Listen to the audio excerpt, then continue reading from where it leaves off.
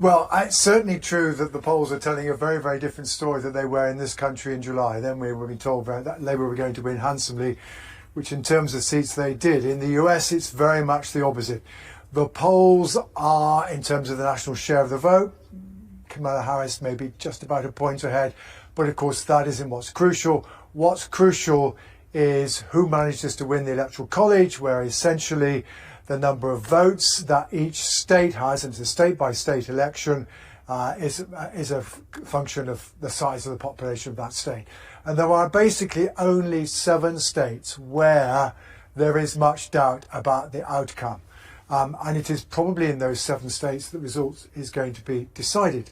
On balance, those polls suggest that probably in Georgia and in Arizona and in North Carolina, Mr. Trump might be just ahead, though no more by a point or 2.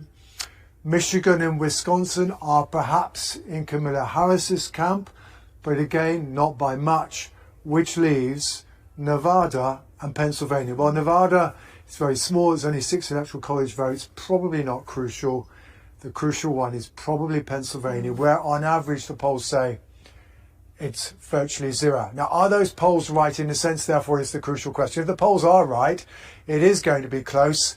And maybe Kamala Harris has a very slightly better chance, but, absolutely no more than that, because these margins are too close. Of course, we have to remember, however, in 2020, the polls underestimated Trump vis-a-vis Biden, although Biden still won. In 2016, though not so seriously, again, that was somewhat true.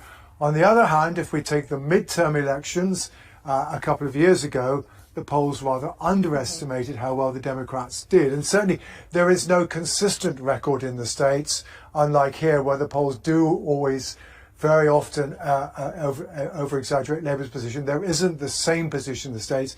The errors are not always in the same direction, which is a very long-winded way of saying the polls suggest it's close.